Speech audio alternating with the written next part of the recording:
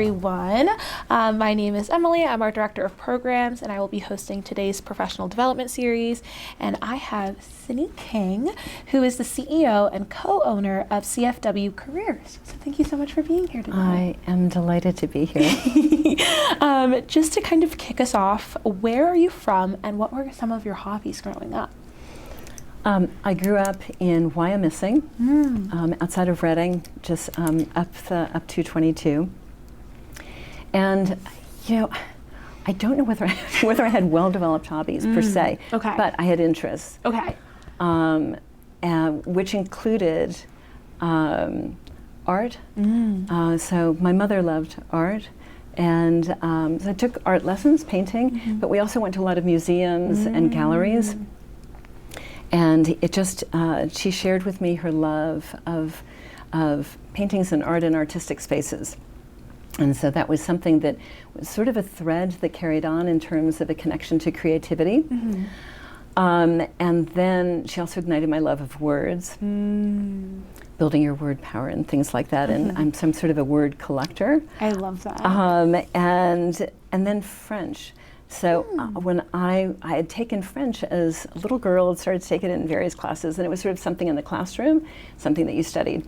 Then I was at summer camp, and the owner of the camp came to me and said that there's a young woman here, Mary Caroline, who doesn't speak any English, and she's very homesick.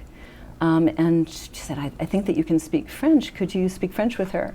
And it took French as a language out of the classroom. And brought it alive as a friendship. That's so fun. And I learned so much. I mean, it brought the language to life for me. And that was another thing that just continued on in terms of this connection to French language, internationalism, experiencing, foreign cultures. So there you go. That explains a lot into the area that you studied in college. So thinking about after graduating from the high school in Wyomissing, why did you decide to attend Colby College specifically? I had gone to summer camp in Maine. And it was really pretty and lovely during the summer. And I thought this is just a perfect place, to go to school. And then I had the first winter at Colby, and it didn't stop snowing until maybe like late April. So it was a different experience, but it was also wonderful. It was also a small liberal arts school, and it just felt more approachable and easier for me. It was sort of on a campus away from a city, smaller school, smaller size classes, and academically had a good reputation. And I had a wonderful experience. Amazing. It was just right for me for a number of different reasons, which was partly by the close relationship with the professors, being almost taken under wing, and also by their connection to Things International. Colby had actually created one of the first, and early on, study abroad. And so I spent my junior year in France. Awesome. Thank you so much for sharing. Terry and I, we lead a program about once a month where over the dinner hour before our evening programs, we lead our students in like a mini lesson on the college process and what to look for, etc. And I think that more of our students should see the value in small liberal arts colleges. So I really appreciate that you were able to kind of walk us through why that could be such a beautiful experience, even if it means enduring snow. I embraced it. Ultimately, I embraced it. But do you want to hear any more about Oh my gosh, please. I would love to hear more. So it was, when you go to college, I mean, you don't know, you've never been, when you go to college for the first time, you've obviously never been to college before. And so there's this whole sort of discovery of what college is all about. And it's also often, I think for many of us, this huge discovery about yourself. And there can be like massive changes from freshman year to senior year. So one of them for me was, I did fine in high school. I enjoyed high school, but there was this different level of sort of intellectual curiosity and excitement, where the pieces started to fit together, which is, I think, part of the magic or the importance of the liberal arts, that you can both go deep, do a deep dive into a subject matter, but there also is this natural interconnectedness or interdisciplinary approach, which suddenly you look at the world and you start to see the way the pieces fit together and the why behind certain things. You know, if you're reading Faulkner in your English class and then, you know, you're learning about, you know, I don't know, music or art, you know, in the South in the 40s and 50s, it has different meaning and context. Absolutely. Yeah. I really appreciate the way that you, I guess, illustrated the fact that you are learning about all of these different subjects, but you inevitably do take a deep dive. And you took your deep dive in English. Yes.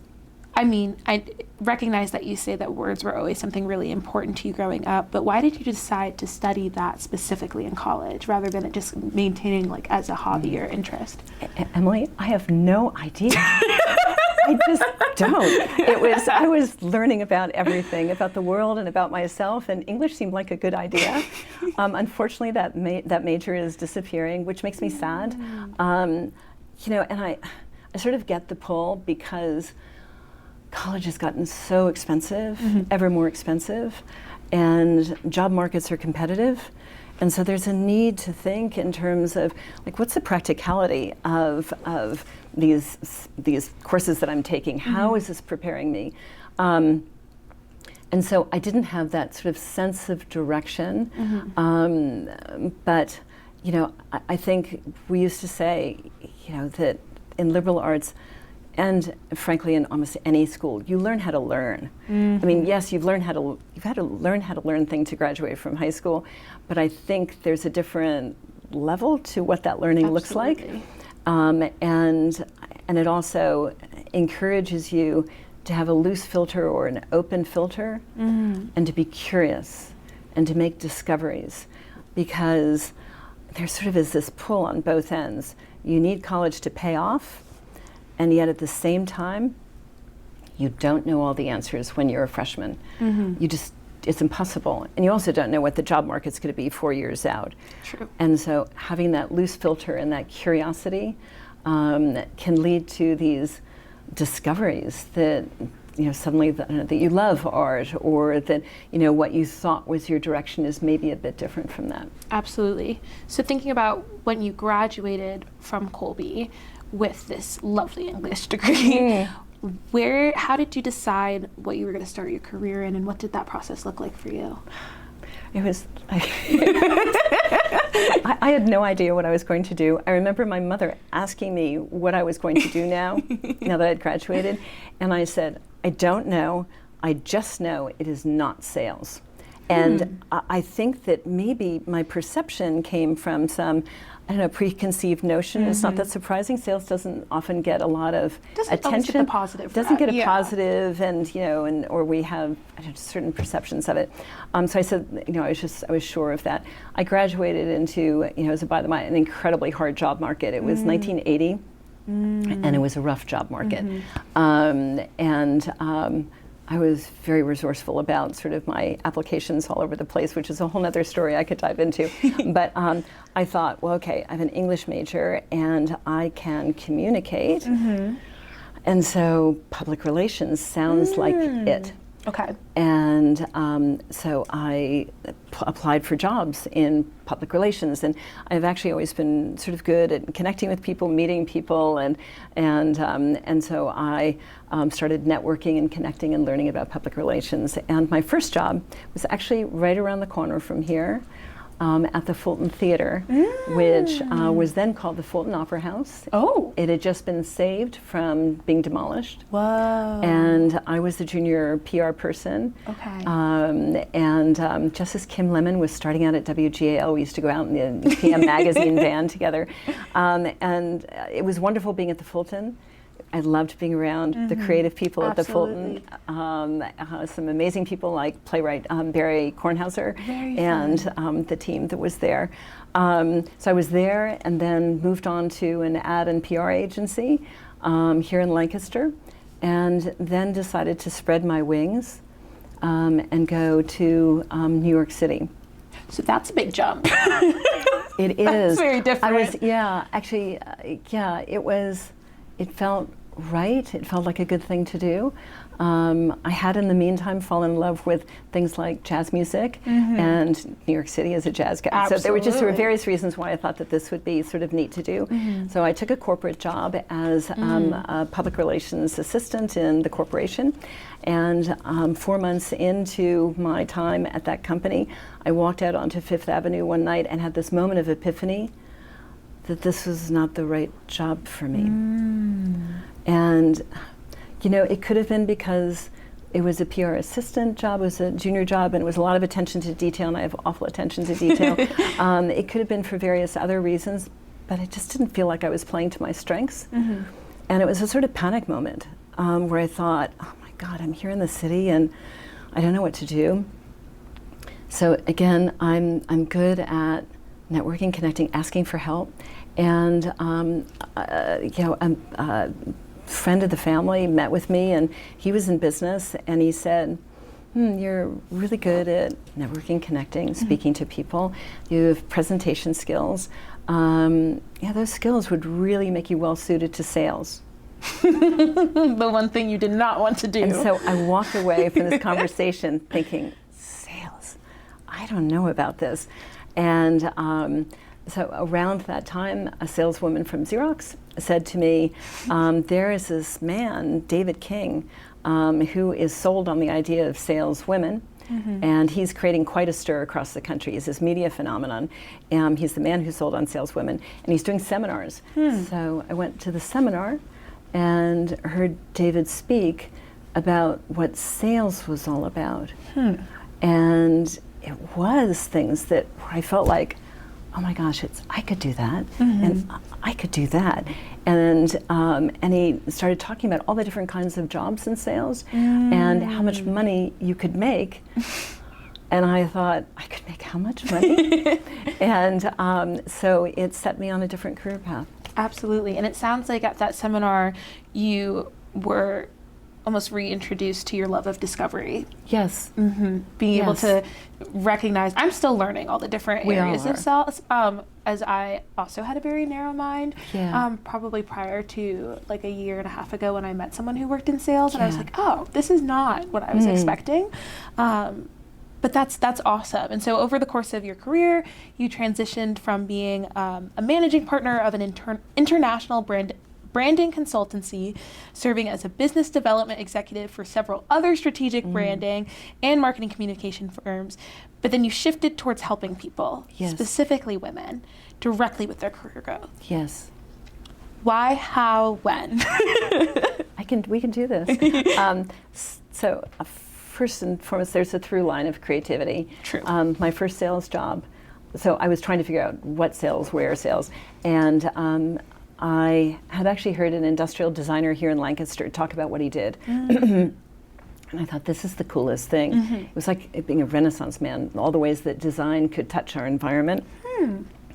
And my first job was at an industrial design firm, and it was envisioning the classroom of the future for Apple Computer. Whoa!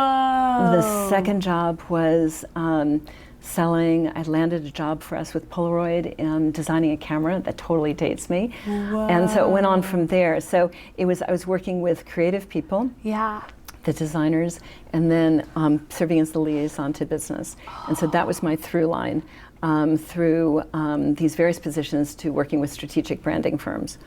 But I'll tell you, Emily, the first time after that moment of epiphany on Fifth Avenue, the first time I landed an appointment, a meeting that I would be doing a presentation at Kodak. I remember closing the door of my office and just collapsing against the door and thinking, I can do this. And it was such an amazing feeling to finally land on something that I could do and I could be good at. that it began this, it made me believe ardently that I wanted other people to feel that and other women to feel that. Wow. So there's sort of a looping back there. I'd gone to hear David King speak at Careers for Women, and it was this really amazing experience. He was quite, he was a very powerful advocate for women and spokesperson, and so he became sort of almost, loosely put, a mentor and a connect point through the years, and ultimately we fell in love and got married. I was about to say, he wasn't just a mentor in the end. It was. That's awesome. It was quite wonderful, and I then joined his firm. So I got to join what had been Careers for Women, and then it became Careers for Women and Men. When David founded the firm in 1973, it was in an era when there were predominantly only salesmen. There are brochures that exist of a man in a fedora hat with wingtip shoes or whatever, and it was how to become a salesman. And David flew in the face of cultural norms about saying things like, the best salesman in the world isn't a man at all, she's a woman. And he loved rocking boats like that. There was a wonderful story. He went into one of the big media companies, and the media company said, head of HR said, I just want you to know I'm so, it's awesome what you're doing, advocating for women and opening up doors of economic opportunity. All of this is great. And I'd like to hire 10 of them. And David said, oh, that's great. And he said, so they just have to have 10 years of experience. And that was what David was up against. It was hard start. It was hard work because he had to get companies to be receptive to considering women, and he had to enlighten women or open up the door, get them to think about themselves as being capable of doing a man's job. And he had to provide the skills so that they could both get those jobs, excel in those jobs, so land the interview, land the job, do the job, and then successfully move through their careers. So there was a whole process there. Ultimately, what David was saying about careers in sales resonated across genders, because the truth of the matter is, if you look at the top brass in any company, the majority of people will have come at some point through sales, because when you're in sales, your contributions are quantifiable. And when you land the deal, it's right there on the bottom line. And so that was sort of the equalizer, that man, woman, whatever your gender, whomever you are, if you're landing that deal and bringing it in, the proof is there and your value is there. Why do you think, David, your late husband, was able to see the potential in women, like in their success, so early on? So it actually began with his grandmother, who was a suffragette. And actually there's an amazing article that David wrote as a tribute to his grandmother when she was marching and getting heckled. And he was paying tribute to the strength of his grandmother and imagining just what she was thinking when she was marching. And then from there, it went to when he had a daughter. And he thought of his daughter, Ashley. And she was so bright and had so much potential. And he wanted her to have equal opportunity, equal potential to get jobs, to do whatever it was that she wanted to do. And beyond that, it related to his own personal professional experience. He had ended up in a job where he was in a sales leadership job, and by chance, he ended up hiring a woman for one of the positions. It was a friend. And she said, oh, that job sounds interesting. I think I could do that. So he hired her, and she was exceptional.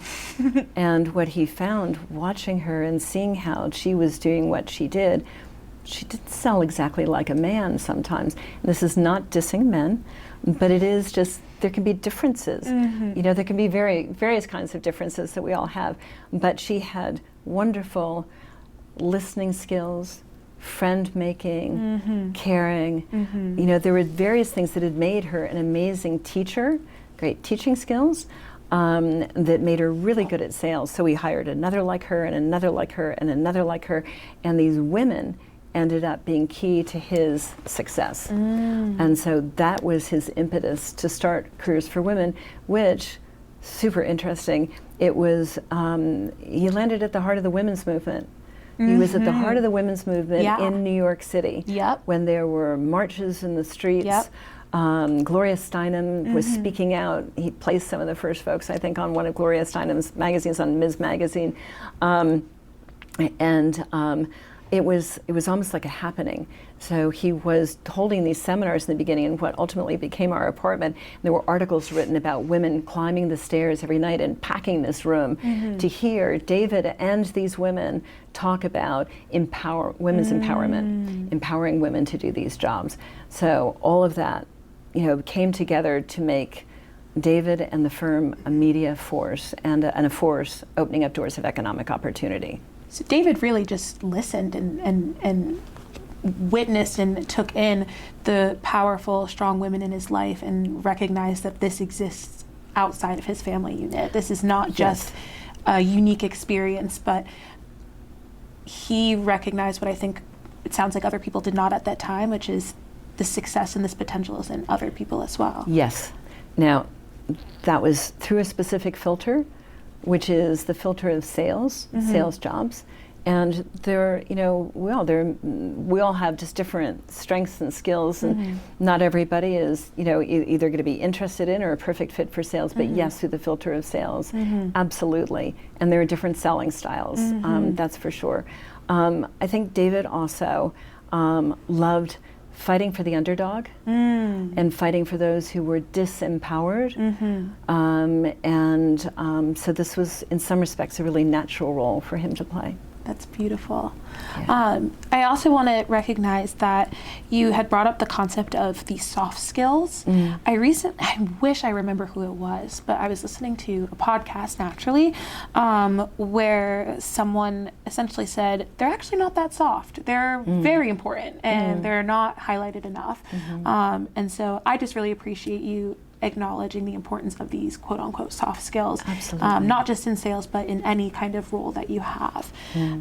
But now thinking about you and your role, you are the co-owner and CEO of CFW. Yes. Can you speak on the work that has evolved over the 20 years that you have been with this organization? Sure. So, you know, with any organization, with an organization who has a powerful leader and founder, like Attollo, there is that founding mission and vision that is like the rocket that takes off. The fuel that continues to feed that rocket is the team. And so for us, you know, the evolution of careers, you know, David had particular strengths and ability, and he set off this rocket called Careers for Women, which ultimately became Careers for Women and Men by the time that I had joined. But things had changed by a decade, 15 years later, not only because of the impact of technology, you know, things going digital, LinkedIn completely changing. We were a recruiting firm. You know, no longer a need to do seminars to introduce women to sales because it was at least more prevalent. And so we were focused on being what they call a contingency search firm. So it was placing people from recent college grads on in sales jobs.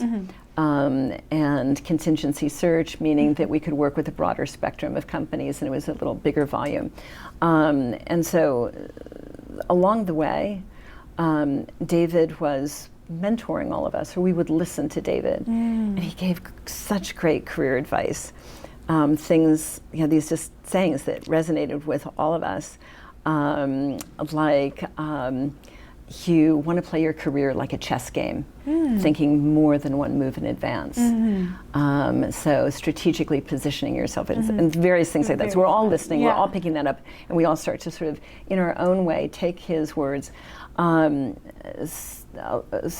a really important part of our story and the fuel related to Rachel Fassler walking in the door when she was a graduate student at NYU, getting her master's degree in clinical psychology. And Rachel brought her strengths and ultimately became my co-owner as David stepped into retirement. She was just a powerful complement to my experience in business, her experience in a family business, and then as a therapist, which brought this sort of depth to some of the work that we were doing. And together, Rachel and I built out our executive coaching practice, which ultimately we both became ICF certified coaches. Maria Simon joined, bringing exceptional sales and sales leadership skills, and also just a particular personality profile and just an orientation that played off of and complemented both Rachel and me. And Diani Levy joined us with all of her skills around marketing and operational support. What was interesting was in that evolution where we were each contributing to who careers would be going forward, evolving us into an executive search and executive coaching firm. Along the way, a really important part was that we held on to some of David's founding principles in terms of this deeply rooted belief in building inclusive workplaces, diverse and inclusive workplaces that reflect our society, deep values around the way that we treat each other and care for each other, sort of the ground rules for the way that we function together. And that was this thing that created this exceptional strength to the company and made us all love working there and being part of this story. I absolutely love that, and I love, because I have a question related to these wonderful women that you brought up, Rachel Fassler and Maria Simon, because you also in 2015 specifically created Changing the Conversation, which is an initiative with the specific goal of helping women advance and achieve gender equity in the highest ranks of the corporate world. Incredible. Yes. Why is it important for women to serve in these spaces? Well, some of it goes back to the reasons why we founded it. For me, it was very much with my connection to David and continuing on his work. So this was all about creating, actually in New York City, we were doing, large scale events in which we would have panel discussions, bring together thought leaders to take on the topics that were holding women back, that were any impediment to women ascending to leadership. And we tackled that from various other directions, but it was really substantive discussion about taking on those various issues. For Maria, she had worked for a leading company, actually various leading companies, and had really experienced some of the challenges that women can address in corporate settings, and it actually launched one of these initiatives within a corporation. And for Rachel, Rachel has been my educator about things political, and she has this deeply passionate feeling about affecting change and taking on the things that are unfair in the system. So in terms of the importance, there's tons of research that shows exactly why a more diverse workforce with women and other representation at the top, that those companies do better.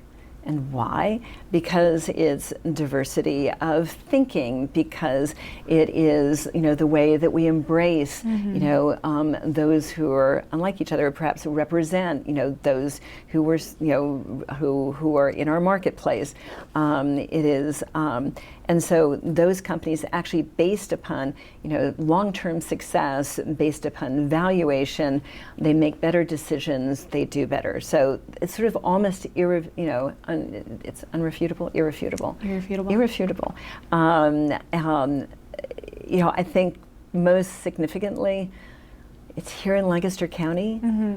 When you look at leading companies and organizations in our community. Many of the women who have spoken here, if you look at Lancaster Community Foundation, if you look at High Foundation, if you look at Fig Magazine, if you look at Girls on the Run, if you look at Leaders of Merrill Lynch, these awesome women who have a seat at the decision-making table. Yes. It is irrefutable how much value they are bringing to the conversation. Absolutely. And would it happen without them? I just think there's a different dynamism that's there. And there's still work to be done across the board. Change is something that continues to happen, but I think that that's really exciting. Thank you so much for sharing and kind of bringing me to the last question I want to ask before opening it up to our audience. On the topic of effective change. Naturally, as I'm doing my research, I was reading a little bit about some of the work that you've done, your recent LinkedIn post, and I saw that in a recent conversation with Angela Smith, who's the founder of Work Novu, am I saying that right? Okay. The concept of trust between employees and leadership was brought up. Yes. Trust is something that I know I'm constantly trying to build with my coworkers, with my students, with the advisees I have at, there's a college I advise at, yet I feel like it's so often loved by those people in positions of power. So in this conversation, you talk about the journey of building trust, but how do you rebuild trust? How do you actually make effective change when the trust has eroded, or really ensure that it isn't broken again? That's a big question. It is a big question. It's a big question that you could tackle from a lot of different angles. I think on tackling that as a coach, I would say, what broke the trust? Who broke it? What was the event? What was happening there? Is this, just workplace culture? Was there some specific thing that happened? Because sometimes with things like layoffs, as for instance, the way it's been noted, sometimes the way that layoffs or downsizing or big corporate announcements are handled can really erode trust.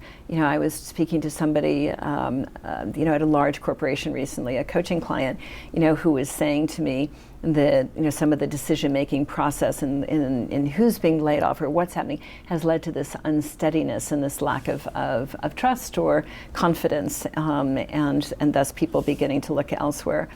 I think in terms of rebuilding it, could it happen from the ground up in a company? Perhaps, but I think it's very much one of the most powerful things is because trust is essential to retention of employees, to everyone on the team being fully engaged and motivated, and bringing them their full self, their authenticity to the workplace.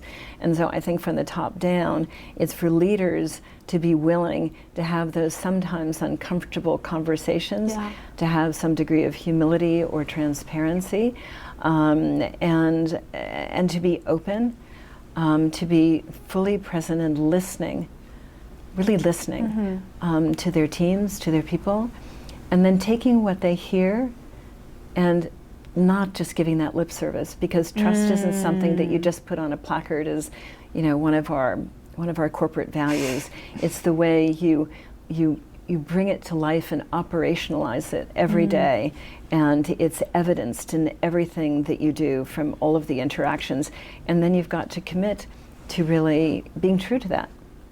Thank you. I really appreciate that, as this is a concept that has come up in the college students that I advise, and so I have written some nuggets down to take to them, because I agree. I think trust is super important, and I also believe strongly that it comes from leadership, and that if leaders expect it of, in this case, the club that they're working with, then you also have to hold yourself to that same level of accountability. Yes, very much so. Yeah, shared accountability is important. Thank you. Questions from the audience? Hey, Cynnie. I am just really excited to hear from you, honestly, and your backstory. But something that I was curious about as you were talking about David was it sounded like he was an ally to women when it wasn't popular. And what I'm curious is, how can men be an ally now?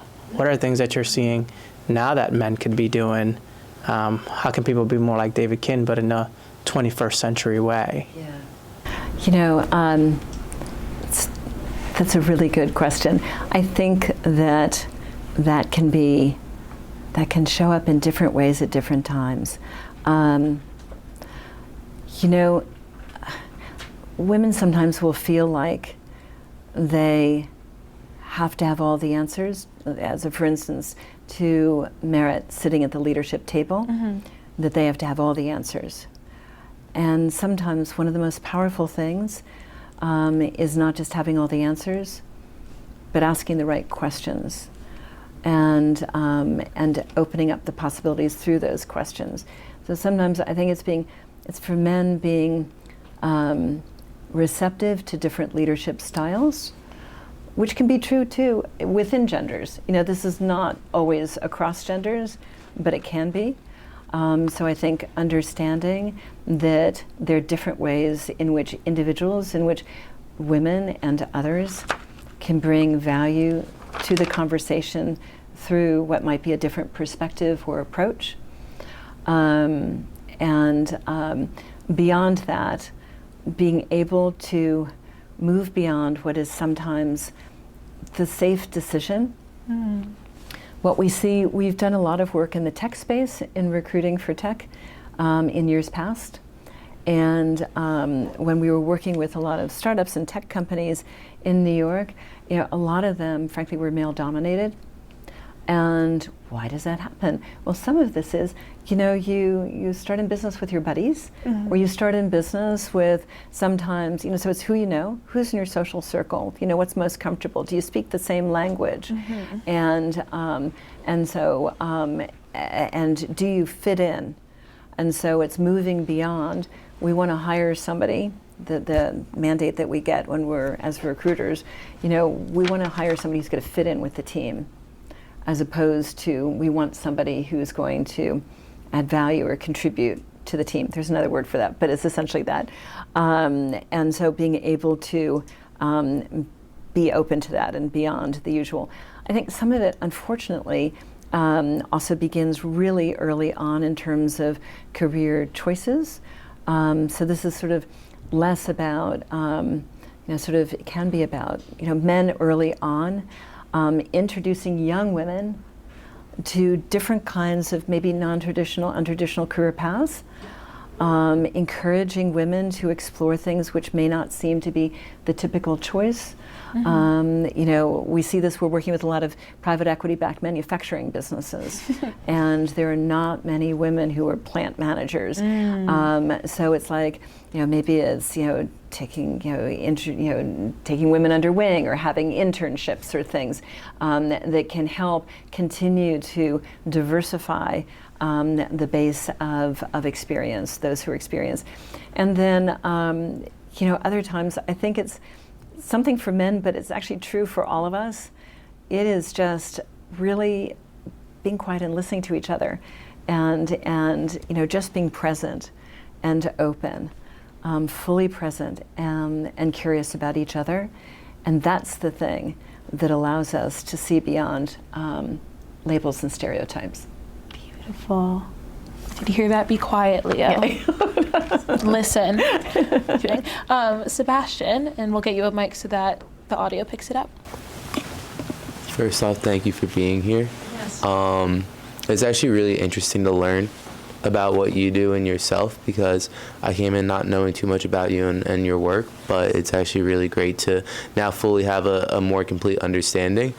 I have so many questions, but I'll narrow it down to one. I was just wondering, when you said you walked out on Fifth Ave and you just it kind of hit you like that, this wasn't what I wanted to do. What did you ever second guess yourself after the fact, or was it very much of a thing of I found it and now I'm gonna run and try to find a new pathway, or how did you kind of manage that within yourself and not only what other people might have been saying when you were possibly asking, I think I might want to stray away from this line of work or whatever it may be? So when that happened, that moment of what they call epiphany on Fifth Avenue, it landed on me like a ton of bricks. I mean, there was no question that particular role, which is also a parenthetical side note, it's really important to distinguish between a particular professional career path and one job. And unfortunately, it's why internships can be really important and helpful. But you have to be careful about, like for me, which is something that I did do. I said, public relations is not for me. Well, that was based upon, I'd started out, I had some years of experience. I was in a more junior role, and so there were various reasons why that particular role was not feeling like the right fit for me. I knew strongly that I needed to change jobs. And when I heard about sales, it did feel really right to me, so resonantly right. And when I sold the first thing, it was like this affirmation, I can do this. And I understand how this is leaning into my strengths. Not every job that I had after that was a perfect job. In terms of self-questioning or self-doubt, it's figuring out along the way. Sometimes it can be, but it continues to be, distinguishing between, is what I'm experiencing now, is that because of the manager I'm reporting to, that this is not feeling right to me? Or is this something about this career direction I'm pursuing where I need to have different perspective? And that's how mentors and coaches are super helpful along the way, because they're the ones that can give you sort of that insight and perspective you can safely bounce these things off of. And so along the way I learned certain things about myself and about the path, and that sort of guided me. And becoming part of David's business and being Rachel's business partner and teamed with Maria, and all of that sort of fit together into something that had this amazing degree of rightness to it. What I will say, our firm embraces very much in our coaching practice the use of assessments. One of the regrets that I have was, while I had some good mentors along the way, I think I could have really benefited from like taking a DISC assessment, learning how am I showing up, what is my communication style, having something around driving forces, but the assessment tools that you can take that help you have that greater self-knowledge to understand, that's the way I tend to show up. How much can I stretch, or what's really just my, this is true to me or not true to me. That could have given me some insight, that could have even guided me further in terms of, like when I was interviewing for jobs or looking at opportunities, being a little bit better at deciding what was going to be a good fit. Does that help? Yeah, thank you. You're welcome. We have time for one more question. Yeah, Terry. Didn't want to take away from anybody else. Thank you again so much for being here today. Like I said, I have a number of questions. I'm going to pick one. So in this role as like a recruiter trying to, match talent to where it's most needed, I'm curious what you've identified as some of the biggest gaps or biases and how talent is particularly assessed, I think, by the organizations that are recruiting them. And then what does it look like to be better about, closing those gaps or, addressing those biases in practice? Because obviously we've talked a lot about the biases against women, but what are some of the other sort of biases or gaps? Yeah, it can be, we run into this all the time. When we're given a brief and some of the, and there's, ageism, sexism, these other things continue, unfortunately, to exist on some level. Not all the time. We love our clients. We have a lot of really awesome, not only coaching clients, but also corporate clients that we really deeply respect. We actually have a policy. We won't work for companies that we don't respect. If it doesn't feel like a safe space for people that we're placing, we politely end the relationship because it reflects back on us, and also what we're known for is care, that we care across the board. That is our MO. There are still those biases in terms of sometimes it's an experiential bias, and so for us as recruiters, part of our job is to make sure that we're casting the net wide, because it not only makes our job easier, but it allows us to enrich the pool of talent we can deliver. And so sometimes we have to have brave conversations with our clients and say, I hear you that you're thinking that this particular profile, and it's illegal to discriminate. I mean, so we will not, for the most part, we won't get specifically, I don't want any women applying for this job. People won't say that to us, but there will be other, sometimes subtler, sometimes less subtle forms of bias that's there. And so we will sometimes stand up and say, let's talk about that. You're saying you need exactly this, and that they have to have that experience or be that particular whatever it is. Well, let's talk about how might this maybe contribute to the job, or how would that be a disservice to have somebody who maybe doesn't have that or may come at it from a different angle. And that bias against women still does exist. I mean, I've had, unfortunately, recent conversations of like women being in a particular work environment where they just were experiencing that degree of bias. There was a recent situation where the hiring manager was perhaps not going to be open to a particular female candidate for various reasons, which it sort of was clear, related to ability to do certain things, and it just was such an affirmation and so wonderful to see that individual just excel and just really, despite maybe not having the typical experience, having a very different career path for various reasons, that particular nonlinear career path